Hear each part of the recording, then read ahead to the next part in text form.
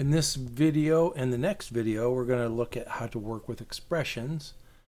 This video will talk about arithmetic expressions, and in the next video, we'll deal with string expressions, how to work with strings. So let's first start out by looking at JavaScript's arithmetic operators. These should be very familiar to most people. If they've taken any kind of math at all in their life, you probably recognize most of these. So we have the addition operator, which is the plus sign. We have a subtraction operator, which subtracts just like normal subtraction in mathematics. We have a multiplication operator that's the asterisk sign. It multiplies two numbers together, a number on the left with a number on the right of it. And we have a division sign. We use a slash for division. Keyboards don't have the divide sign like you might see in your textbook, so division is always done with a slash, kind of like you would do with a fraction. Divide the numerator by the denominator. So we use a forward slash for division. And one that might be new to some people is the modulus operator. If you think back to elementary school arithmetic, when you did a division problem, for example, if you were dividing 7 by 3, your answer would be 2 with a remainder of 1. And the modulus operator does just that. It does the division and tells you what the remainder is. We also have an increment operator, which is a double plus sign. That automatically adds 1 to the operand. So if I have the number 7 stored in a variable and I say it's stored in the variable x and I say x plus plus, it will be an 8. And decrement operator is just the opposite. It automatically subtracts 1 from whatever we use it with. Order of precedence. So in mathematics, we're used to thinking about PEMDAS, parentheses, exponents, multiplication, addition, division. We've thrown a couple new operators in here that you probably don't see in mathematics using PEMDAS. So you should know that the order of operations, the increment operator happens first in an expression, then the decrement operator, followed by multiplication, division, and the modulus operator, working from left to right. So the modulus operator is in there with multiplication and division. And then finally, the lowest priority addition and subtraction operator. So here's some examples. 5 plus 7, your result's going to be 12. 5 minus 12, the result's negative 7. 6 times 7 is 42. 13 divided by 4, that's how we would write it, would get 3.25. And then the modulus operator we were talking about, 13 divided by 4, 4 goes into 13 3 times with a remainder of 1. So 13 modulus 4, the result is 1. If we have a variable called counter and we do counter plus plus, it automatically adds 1 to the value. It is the same statement as saying counter equals counter plus 1. So in this statement, we take the counter, add 1 to it. The result of the expression on the right side gets assigned the variable on the left side of the assignment operator. Counter minus minus does just the opposite. It subtracts 1. And then order of operations down here. 3 plus 4 times 5. Multiplication comes first. 4 times 5 is 20. And then we add the 3. Parentheses overrides that. In this next example, 3 plus 4 is 7 times 5. We get 35. All right, and then here's the modulus operator. 13 modulus 4 has a remainder of 1. Remember, this has the higher priority. So we get 1 plus 9, and the answer is 10. And then here is 13 modulus 4 plus 9, which happens first. We get 13. 13 modulus 13. So 13 divided by 13 is 1 with a remainder of 0. This only tells us the remainder. Let's look at a little bit of code here. Some code samples using some arithmetic expressions. So up here we're declaring a constant. We're declaring a constant, and the name for our constant is subtotal. Okay, so we're declaring the variable, and we're also assigning the value 200 to that variable. Remember, the expression on the right, when you're using the assignment operator, equals the expression on the right, gets evaluated, and there's nothing to evaluate here. It's a single number, and then assigned to the thing on the left. In this case, the constant called subtotal.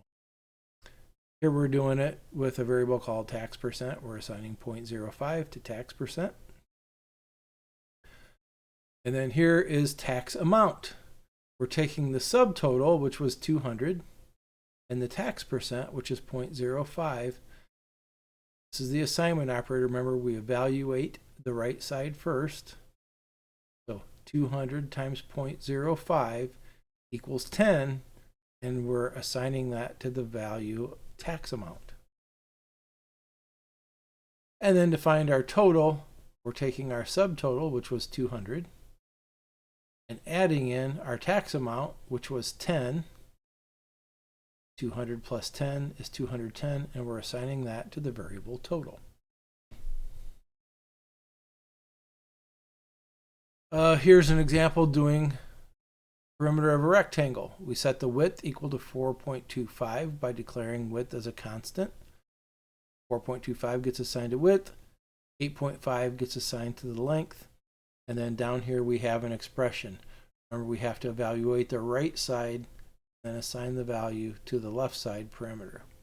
So in parentheses, 2 times the width is 8.5.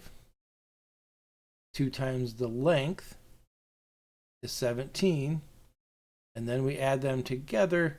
8.5 plus 17 equals 25.5. So the expression over here is 25.5, and it gets assigned to the constant parameter.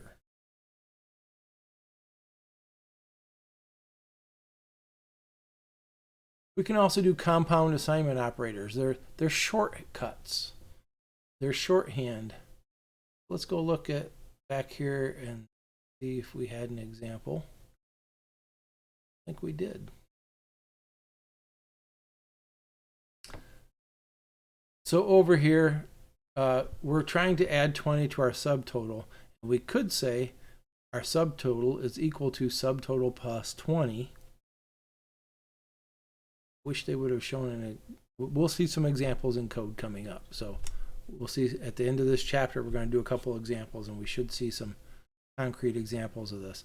But basically, this takes subtotal, whatever the subtotal is, and plus equals means add 20 to whatever that value is and assign it back to this variable.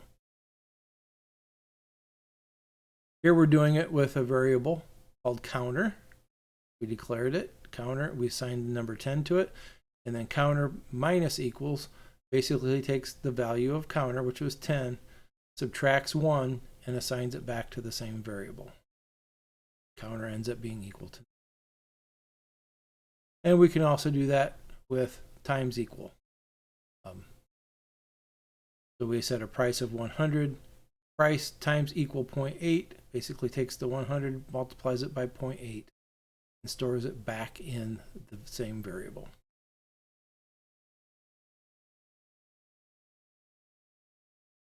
All right, so here's an example of using the shortcut operators. So we start out with a counter that's equal to 1. Right? So the long form is to take counter equals counter plus 1. So this would take the one that we had here, assigned to counter, and add 1 to it to get 2, and then it assigns it to counter on the left side. And that's great. So counter is now equal to 2. This statement does the exact same thing that the previous statement did. Plus equal 1 says take counter, add 1 to it, and assign it back to counter. So this is the shortcut version of the statement in the second line. So we started at 1. This line added 1 to it and made counter equal to 2. This line added 1 again and made it equal to 3. And finally, the last line, we used the increment operator. Counter was 3, and then we added 1 to it, and now counter becomes 4. So 3 different ways to add 1 to a variable. If you're using anything besides 1, you cannot use this third one. The increment operator only works with 1s. These other ones all work with any number you want.